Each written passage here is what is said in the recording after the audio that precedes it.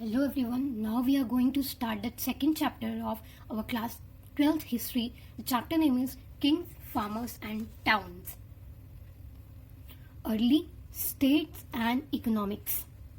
And this whole chapter is gonna to talk about our ancient India. Okay? और इस chapter का time period हम लोग है मतलब 600 BCE to 600 CE. As we also see in our chapter number 1, the concept of CE, BCE, ये सब timeline के कॉन्सेप्ट को समझना बहुत ज़्यादा इम्पॉर्टेंट है. तो पहले हम ये कॉन्सेप्ट को बहुत ही अच्छे तरीके से समझते हैं ताकि हमें चैप्टर पढ़ने में कोई भी प्रॉब्लम ना आए. ओके, सो जब जीसस का बर्थ हुआ था, जीसस के बर्थ के बाद वाले टाइम पीरियड को हम क्या बोलते हैं? कॉमन एरा बोलते हैं. हम इस टाइम पीरियड के जितने भी साल हैं उनके पीछे या तो हम सीई लिखते हैं कॉमन एरा या तो हम एडी लिखते हैं, दैट इज एनो डोमिनी. और जीसस क्राइस्ट के बर्थ के पहले वाले टाइम पीरियड को हम लोग क्या बोलते हैं? बीसीई, बिफोर कॉमन एरा और बिफोर क्राइस्ट, बीसीई. सो जब जीसस क्राइस्ट का बर्थ हुआ था, जब जीसस क्राइस्ट के बर्थ को हम लोग 1 एडी बोलते हैं या 1 सीई, जब 2 सीई आया और आज का टाइम है 2021 सीई या एडी बोलो, एक ही मतलब है. ये है मतलब जीसस के टाइम पीरियड को हम लोग क्या बोलेंगे? उनके बाद वाले टाइम पीरियड को हम लोग क्या बोलेंगे? सीई और एडी से हम डिनोट करने वाले हैं. अब फर्स्ट एडी से एक पुराना साल को क्या बोला जाता है? फर्स्ट बीसी बोला जाता है. और अगर उसके और पीछे जाए तो 1 बीसी बोला, फर्स्ट एडी के पहले को 1 बीसी बोला, अब उसके पीछे 2 बीसी, 3 बीसी, अब जाते जाते जाते सो ये जो लाइन है वो कंटिन्यूसली पीछे जाती रहती है, क्योंकि साल तो पुराने रहते ही है ना, तो लाइन जाती रहती है. अब देखो क्या हुआ, हमने पढ़ा था हड़प्पन सिविलाइजेशन का एंड कब हुआ था? 1900 BCE में एंड हुआ था. फर्स्ट चैप्टर में हम लोग पढ़े थे. नाउ द कॉन्सेप्ट इज कि जब आप लोग टाइम बताओगे तो कैसे बताओगे? कॉमन एरा के पीरियड में 50 to 100 CE में जो भी चीजें हुई थी, ऐसी चीजें हुई थी, जो भी मेंशन चीजें रहेंगी वो बता देंगे. तो 50 to 100 CE में. और इसमें कैसे होता है? और जब हम बिफोर कॉमन एरा की बात करेंगे तो हम कैसे बोलेंगे? कैसे लिखेंगे हम लोग? 100 to 50 BC. तो 100 हमारा यहाँ अप्रोक्सीमेट यहाँ आएगा एंड 50 पहले आएगा. इसमें उल्टा सेम कॉन्सेप्ट है, ठीक है? 50 पहले आएगा, 100 बाद में आएगा, क्योंकि जो पुराना रहता है वो छोटा रहता है ना. जो जितना ज्यादा पुराना रहेगा वो बड़ा होते जाएगा. सो आप कैसे याद रख सकते हो? जो बड़े नंबर रहते हैं ना वो बहुत पुराने होते हैं, और जो छोटे नंबर होते हैं 50 कंपैरिजन 100 तो छोटा है, तो वो न्यू होते हैं, नए रहते हैं. और कॉमन एरा के केस में देख लो आप लोग कि जो 50 होगा वो नया, वो पुराना रहेगा, और जो 100 रहेगा वो न्यू रहेगा. ठीक है, तो now we are begin with our chapter. So इसमें क्या याद रखना है कि 900 BCE की 1500 साल बाद बहुत सारे इन्वेंशन हुए, बहुत सारी नई नई चीजें डेवलपमेंट हुई. तो क्या क्या हुआ फिर? सो ऋग्वेद जो है उन्होंने बनाया. किन लोगों ने बनाया? जो इंडस वैली सिविलाइजेशन के आसपास रहते थे, जिनका नाम रखा गया था Aryans. And the time period is 1500 to 1000 BC. 1000 BC का टाइम पीरियड में ऋग्वेद का बनाया गया. किसके द्वारा? आर्यंस के द्वारा. सो 1900 BC आफ्टर हड़प्पन सिविलाइजेशन. बहुत सारी चीजें में क्या बोला मैंने? इन्वेंशन हो रहे थे, बढ़ रहा था, इंडिया बहुत ज्यादा डेवलप हो रहा था. तो किस फील्ड में हो रहा था? एग्रीकल्चर. एंड विच स्टेट्स किस में सबसे ज्यादा एग्रीकल्चर प्रोड्यूस हो रहा था? Your in northern India, Deccan plateau हो गया, कर्नाटका हो गया. Okay, same for the pastoralism. Pastoralism में नहीं क्या होता? जब हम लोग कोई भी एनिमल्स को डोमेस्टिकेट करते हैं, उसको पालते हैं, फिर उसको one place to another place लेके जाते हैं फॉर द ग्रेजिंग पर्पस, उसको, इस कार्य को बोलते हैं, इस प्रोसीजर को हम क्या बोलते हैं? पेस्टोलिज्म. तो पेस्टोलिज्म कहाँ का देखा जा रहा था? डेक्कन प्लेट्यू में and in south India. So fourth is your megaliths. तो megaliths is a kind of stone. उससे एक ऐसी जगह रहती है जो उससे पूरा स्टोन से भरा हुआ रहता है, बना हुआ रहता है. वहां क्या करते हैं? डेड ह्यूमंस की बॉडी को डिस्पोज करते हैं. डेड ह्यूमंस की बॉडी को डिस्पोज करते हैं मेगालिथ्स में. ठीक है, तो वो स्टोन स्ट्रक्चर से बना रहेगा. आप अपनी बुक में देखना, आपको मिल जाएगा. तो कौन कौन सा state? Central and in south India. So these are some of the steps or some of the reasons after the declination of the Harappan civilization, which we can conclude that. Now our next topic is inscription. So definition of inscription is writing engraved on a hard surfaces such as stone, metal and pottery. मतलब mainly आप लोग ये समझ लो inscription कैसी होती है, मतलब कोई भी स्टोन का पीस ले लो, उसके ऊपर आप कार्व्ड करके मतलब उसके ऊपर खुरेद के लिखना चालू कर दो, तो उसको क्या बोलेंगे, इंस्क्रिप्शन होंगी। और ये बहुत ज़्यादा क्या महंगी रहती है, बहुत ज़्यादा वेल्दी लोग ये कर पाते हैं, मतलब राजा महाराजा लोग ही, और कोई नहीं। सो जो इधर टर्म लिखा ना इंग्रेव्ड, आप इसे ये समझ सकते हैं कि कोई भी सरफेस पे जनरली जो हार्ड सरफेस है जैसे मेटल, पोट्री, स्टोन, ये जो है इसके ऊपर कुरेद के लिखना, इंग्रेव्ड करना। And the study of inscriptions, जो भी लोग स्टडी ऑफ इंस्क्रिप्शंस के बारे में स्टडी करते हैं उनको बोलते हैं एपिग्राफी। सो कौन कौन इंस्क्रिप्शंस में लिखते थे? इंस्क्रिप्शन किस बेस पे लिखा रहता है? कोई अचीवमेंट्स पे, कोई एक्टिविटीज पे, कोई आइडियाज पे, और ये बहुत ज्यादा वेल्दी लोग ही लिख पाते रहते थे, जो कि बहुत ज्यादा महंगा था उस समय। ठीक है, इंस्क्रिप्शंस अपने राजा महाराजा अपने अचीवमेंट लिखाते थे, अपने बर्थडे लिखाते थे, या जो भी रहता था उस समय का वो लिखवाते थे। और ये क्या रहते थे? परमानेंट रिकॉर्ड्स रहते थे।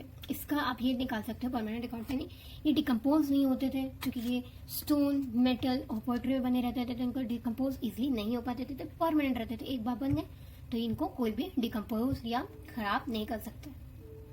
और कई बार ऐसा भी देखने मिला है कि डेट्स वो लोग इंस्क्रिप्शंस के ऊपर ही लिखवा देते थे, कि ताकि उनको पसंद था, अच्छा लगता था कि डेट्स भी लिखे रहे कि जिस दिन हमने ये इंस्क्रिप्शन क्रिएट किया है, तो हमारे लिए भी इजी हो गया आर्कियोलॉजिस्ट के लिए कि डिफाइन करना, अच्छा ये उस समय लिखा गया था। और हमारे पास एक अलग मेथड भी है जो कि आप बोल सकते हो पेलियोग्राफी। उसमें क्या होता है, एक स्टाइल ऑफ राइटिंग है, मतलब मान लो कि जिस एक इंस्क्रिप्शन हमें ऐसा मिला है जिसमें डेट लिखी हुई नहीं है, तो हम उसकी डेट को कैलकुलेट करके मतलब कि प्रेडिक्शंस निकाल भी सकते हैं, वो कैसे भी पता देखते हैं। सो बेसिकली आप ये बोल सकते हो कि राइटिंग के अकॉर्डिंग वो डेट पता करते थे।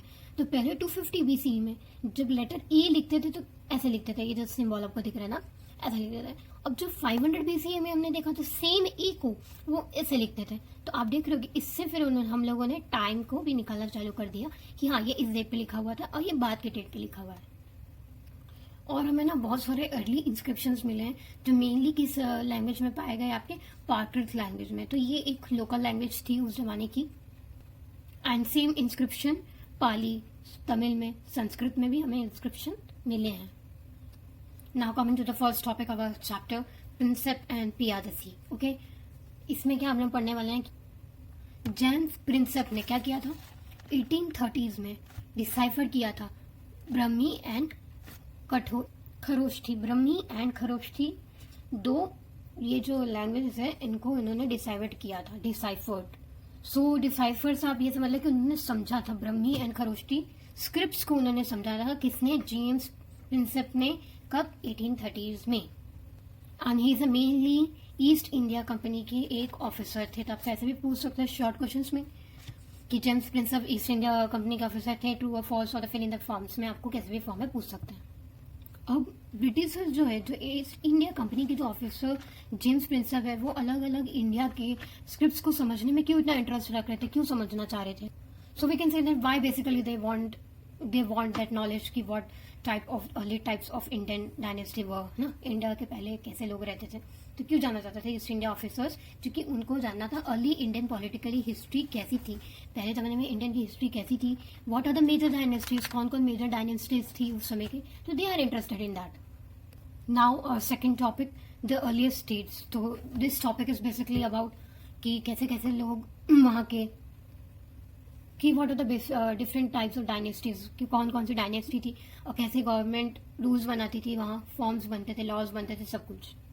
अब इसका फर्स्ट टॉपिक आप देख सकते हो, द 16 महाजनपद। तो फर्स्ट हम लोग को इस टर्म महाजनपद को समझना होगा कि इसका मतलब क्या होता है। तो महा मीन्स होता है बड़ा या बिग बोल सकते हो, जन का मतलब जनताज, पीपल्स, एंड पदाज मतलब होता है आपका पैर, मतलब जहां पर लोगों ने पैर रखे गए, मतलब बेसिकली फुट जो होता है हमारा पैर का वो रखा गया। बेसिकली आप यू कैन अंडरस्टैंड दैट कि वो लोग वहां पे सेटल कैसे हुए, मतलब यही बताना चाह रहे हैं। और बहुत बड़ी जगहों को हम लोग क्या बोलेंगे? Mahajanapada. Now 6th century BC। तो हम 6th सेंचुरी BC को कैसे देखेंगे? 600 BC to 500 BC। इसमें 500 बाद में क्यों है? बिकॉज ये बिफोर कॉमन एरा का टाइम पीरियड है। सो क्या बताना चाह रहे हैं कि 6th सेंचुरी को इंडियन हिस्ट्री का सबसे बड़ा turning point of Indian history माना जाता है 6th सेंचुरी को। So here are the some regions from we can draw on that the turning point of the Indian history has begun after the 6th century. क्या है? Empires buildup होने जो शुरू हो गए बहुत ज्यादा ग्रेट अमाउंट में. एग्रीकल्चर प्रोडक्शन इंक्रीज हो गया आपका ना, न्यू टाउन्स बनने चालू हो गए, आयरन का यूज बहुत ज्यादा इंक्रीज हो रहा है, देख रहे हो कितने ज्यादा बढ़ने चालू हो गए. कॉइन्स भी मिलने हैं, बहुत सारे अच्छे अच्छे कॉइन्स मिलने न्यू न्यू पैटर्न्स के. और उन लोग बुद्धिज्म एंड जैनिज्म क्या हो गया, बहुत ज्यादा स्प्रेड होने चालू हो गए, बहुत ज्यादा विस्तार में, तो हर लोग फॉलो करना चालू कर दिए जो इंटरेस्टेड थे.